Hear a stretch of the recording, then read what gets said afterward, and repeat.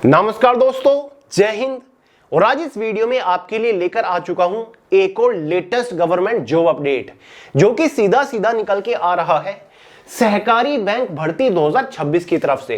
जी हां दोस्तों, जो हमारे सहकारी बैंक है मतलब कोऑपरेटिव बैंक है, उनके अंदर वेरियस ग्रुप सी की पोस्ट के ऊपर वैकेंसीज निकल के आ चुकी है। सभी पोस्ट को कंबाइन करके टोटल नंबर ऑफ वैकेंसीज 2085 यहां पर निकली है। इन सभी पोस्ट के लिए महिला और पुरुष दोनों ही कैटेगरी कैंडिडेट एलिजिबल है। अगर हम एज लिमिट की बात करें तो जनरल वालों के लिए 21 से 40 साल एज लिमिट यहां पर रखी गई है। ओबीसी एसटी वालों को एज में एक्स्ट्रा रिलैक्सेशन यहां पर देखने को मिल जाएगा। आगे जाके आपको एज लिमिट के रिलैक्सेशन के बारे में भी जानकारी दे दूंगा। गाइस, इस वैकेंसी के लिए फुल डिटेल ऑफिशियल नोटिफिकेशन जारी हो चुका है। फॉर्म भरने की जो अंतिम तिथि है वो 15 मई 2026 यहां पर रखी गई है। अगर हम पोस्ट के बारे में बात करें कि भाई कौन कौन से पदों के ऊपर वैकेंसीज यहां पर निकल के आई है, तो यहां पर आपको सहायक की पोस्ट के ऊपर वैकेंसीज देखने को मिल जाएगी। कनिष्ठ सहायक की भी पोस्ट है, प्रबंधक की भी पोस्ट है, यहां पर लिपिक यानी कि टाइपिस्ट की भी पोस्ट है, क्लर्क की भी पोस्ट है, कैशियर, स्टेनोग्राफर और भी कई सारी क्लरिकल और नॉन क्लरिकल पोस्ट के ऊपर वैकेंसीज यहां पर निकल के आ चुकी है। यह भर्ती एक तरीके से single day exam based recruitment है। यहां पर आपका कोई भी इंटरव्यू वगैरह कंडक्ट नहीं कराया जाएगा। ये देखिए, बिना किसी इंटरव्यू के यहां पर आपको नौकरी मिलने वाली है। सिलेक्शन होने के बाद सैलरी यानी कि तनख्वाह भी आपको अच्छी खासी मिलने वाली है। इन ग्रुप सी की पोस्ट के ऊपर लगभग गाइस आपको 50,000 के आसपास शुरुआती सैलरी देखने को मिल जाएगी। जी हां दोस्तों, 45 से 50,000 रुपए महीना तनख्वाह आपको देखने को मिलने वाली है। गाइस, भले ही ये एक किसी स्पेसिफिक स्टेट की वैकेंसी हो, लेकिन इस वैकेंसी के लिए ऑल इंडिया से कैंडिडेट फॉर्म अप्लाई कर सकते हैं। ये एक ऑल इंडिया की जॉब है। आप भारत के किसी भी राज्य से बिलोंग करते हो तो आप इस भर्ती का हिस्सा बन सकते हो, आप आवेदन कर सकते हो। तो आगे इस वीडियो में इस भर्ती के बारे में आपको संपूर्ण जानकारी देने वाला हूं। ठीक है, इसका detail selection procedure step by step आपको समझाने वाला हूं। एज लिमिट, क्वालिफिकेशन के बारे में बात करेंगे, एग्जाम पैटर्न को डिटेल के साथ डिस्कस करेंगे, इसके एग्जाम का full detail syllabus subject wise topic wise PDF form में आपको प्रोवाइड करा के जाऊंगा। Exact initial in hand salary किसके पोस्ट के ऊपर कितनी मिलेगी, exam centre, job profile, job location के बारे में बात करेंगे। तो गाइस, अगर आप इस भर्ती को लेकर जरा भी इंटरेस्टेड हो तो वीडियो को पूरे ध्यान से आखिर तक जरूर देखेगा। तो चलिए फटाफट वीडियो शुरू करते हैं। बट उससे पहले आपको एक छोटी सी जानकारी देना चाहूंगा। अगर आप किसी भी कॉम्पिटिटिव एग्जाम की तैयारी कर रहे हो ना, तो बहुत ज्यादा जरूरी है कि ये कंप्लीट हिस्ट्री ऑफ ज्योग्राफी के भारत के पहले multi colour highlighted hand written notes आपके पास होनी चाहिए। गाइस, अगर आप इन हैंड रिटन नोट्स को एक बार अच्छे से पढ़ लेते हो ना, किसी भी कॉम्पिटिटिव एग्जाम में जनरल अवेयरनेस का एक भी क्वेश्चन मिस नहीं कर जाओगे, जिसका पूरा कॉन्सेप्ट दिमाग के अंदर छप जाएगा। थ्योरी तो है ही, साथ ही टॉपिक वाइज सबसे ज्यादा बार पूछे जा चुके ऑब्जेक्टिव क्वेश्चन विद डिटेल्ड और इजी एक्सप्लेनेशन के साथ हमने दे रखे हैं। लिंक डिस्क्रिप्शन बॉक्स में इन हैंड रिटन नोट्स का फोन के अंदर डाउनलोड करके भी पढ़ सकते हो, तो तुरंत चेकआउट करिए। समझ गए? तो चलिए गाइस, बात करते हैं अपनी भर्ती के बारे में। जैसे कि मैंने आपको स्टार्टिंग में बता ही दिया है, ये भर्ती निकल के आ रही है cooperative institutional service board recruitment 2026 की तरफ से, यानी कि जो हमारे सहकारी बैंक है ना, उनके अंदर ये वैकेंसीज निकली हुई है। आगे आपको दिखाऊंगा कौन से बैंक के अंदर कितनी वैकेंसीज है। ठीक है, तो वेरियस ग्रुप सी की पोस्ट है, टोटल 2085 वैकेंसीज है। ऑल इंडिया की वैकेंसी है, महिला और पुरुष दोनों ही कैटेगरी कैंडिडेट एलिजिबल है। जो हमारी कुछ बेस्ट पोस्ट है, वैसे तो आपकी लगभग 20 से ज्यादा पोस्ट है, लेकिन जो सबसे अच्छी पोस्ट है उनमें से एक असिस्टेंट यानी कि सहायक की पोस्ट है, एक हमारी सिंपल क्लर्क की पोस्ट है, एक जूनियर असिस्टेंट की पोस्ट है, कैशियर की पोस्ट है, स्टेनोग्राफर की पोस्ट है। ये वो पोस्ट है जिनके लिए टोटल नंबर ऑफ वैकेंसीज भी सबसे ज्यादा है, और इन सभी पोस्ट के लिए ऑल इंडिया से फ्रेशर्स कैंडिडेट एलिजिबल है। इन पोस्ट के लिए कोई भी एक्सपीरियंस वगैरह नहीं मांगा गया है। तो चलिए गाइस, एक बार आपको नोटिफिकेशन इसका दिखा देता हूं कि भाई किस तरीके से वैकेंसीज यहां पर निकल के आई हैं। तो गाइस, ये इसका फुल डिटेल्ड ऑफिशियल नोटिफिकेशन है, यहां पर आप देख सकते हैं। ठीक है, डेट्स वगैरह सारी की सारी दे रखी है, और ये इसकी सारी की सारी पोस्ट है। ठीक है, जैसे कि मैनेजर की पोस्ट है, टोटल वैकेंसीज कितनी है, 65 है, परमानेंट जॉब है। ये कैटेगरी 1 की यानी कि ग्रुप ए की पोस्ट है, डिस्ट्रिक्ट कोऑपरेटिव बैंक लिमिटेड के अंदर जॉब है। असिस्टेंट मैनेजर की पोस्ट है, यहां पर अकाउंटेंट की भी पोस्ट है, जो कि मैंने आपको नहीं बताई। 24 वैकेंसीज है, परमानेंट पोस्ट है। ठीक है, नीचे देखिए अकाउंटिंग क्लर्क आ गया, असिस्टेंट स्टेनोग्राफर की पोस्ट आ गई, परमानेंट पोस्ट है। ठीक है, नीचे जूनियर असिस्टेंट की पोस्ट आ गई आपकी। ठीक है, उसके बाद असिस्टेंट टाइपिस्ट क्लर्क की पोस्ट आ गई आपकी। देख लो कौन सा बैंक है आपका। ठीक है, यहां पर आपके कुछ टेक्निकल जूनियर इंजीनियर वगैरह की भी पोस्ट है। ठीक है, तो सारी पोस्ट है। नोटिफिकेशन में पोस्ट वाइज वैकेंसीज के बारे में जानकारी दे रखी है। ठीक है, मैंने आपके लिए सारी जानकारी सिंपल तरीके से यहां पर निकाल के रखी है, आप चिंता बिल्कुल भी मत करिए, ठीक है। पोस्ट वाइज वैकेंसीज अच्छी खासी हैं। सबसे पहले बात करते हैं फॉर्म कब से स्टार्ट होंगे। भाई इस वैकेंसी के लिए ऑनलाइन फॉर्म 25 अप्रैल 2026 से स्टार्ट होंगे। अभी इसका डिटेल नोटिफिकेशन ही जारी हुआ है। फॉर्म स्टार्ट होने में टाइम है, जो कि 25 अप्रैल से यानी कि आज से 9-10 दिन बाद शुरू होंगे। फॉर्म की जो लास्ट डेट है वो 15 मई 2026 रखी गई है। कितनी? 15 मई। 15 मई तक आप आवेदन कर पाओगे। चलिए फॉर्म फीस वगैरह के बारे में बात कर लेते हैं ताकि आपका ज्यादा टाइम वेस्ट ना हो। जनरल ओबीसी ईडब्ल्यूएस वालों के लिए 500 रुपए चार्ज किए गए हैं। एससी एसटी वालों के लिए 250 रुपए फॉर्म फीस चार्ज किए गए हैं। एज लिमिट के बारे में हम बात कर लेते हैं, ठीक है। चलिए गाइस, जनरल वालों के लिए मिनिमम एज लिमिट 21 साल है, मैक्सिमम एज लिमिट 40 साल है। जो आपकी एज कैलकुलेट होगी वो एज ऑन 1 जनवरी 2026 तक होगी। सीधा सीधा समझ लो, अगर आप जनरल कैटेगरी से बिलोंग करते हो तो जरूरी है कि आपका जन्म 1 जनवरी 1986 से लेकर के 1 जनवरी 2005 के बीच में हुआ होना चाहिए, तो आप एलिजिबल है।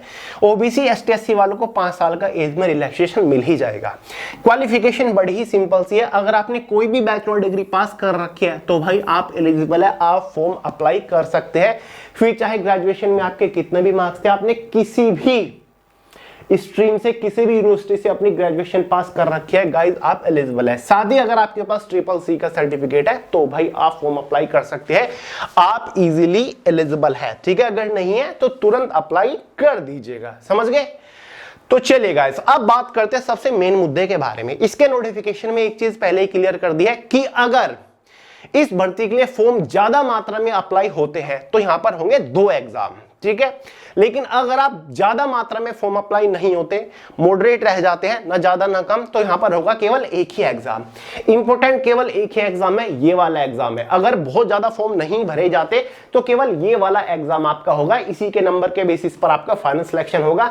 लेकिन अगर आप बहुत ज्यादा मात्रा में फॉर्म भरे जाते तो आपका एक और क्वालिफाइंग एग्जाम होगा, ये वाला, ठीक है।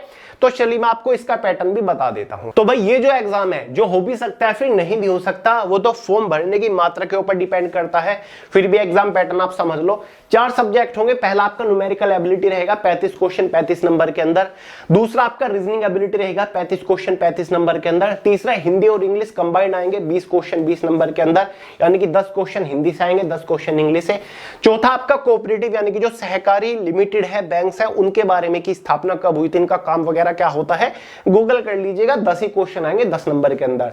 तो भाई इस क्वालिफाइंग पेपर में 100 क्वेश्चन होंगे, 100 नंबर का आपका पेपर होगा।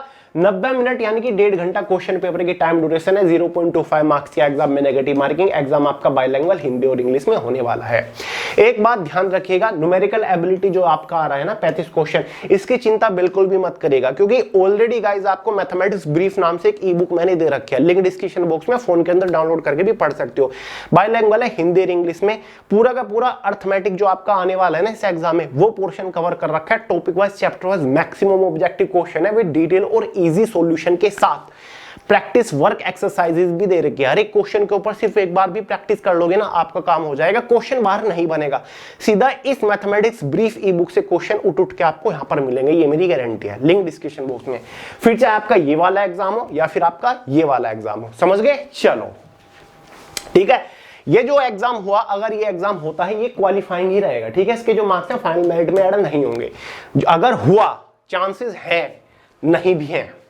मेंस एग्जाम आपका यही रहने वाला है, ठीक है। अगर ये एग्जाम आपका नहीं होता, मतलब ज्यादा फॉर्म नहीं भरे जाते, तो आपका ये एग्जाम हो जाएगा कैंसिल।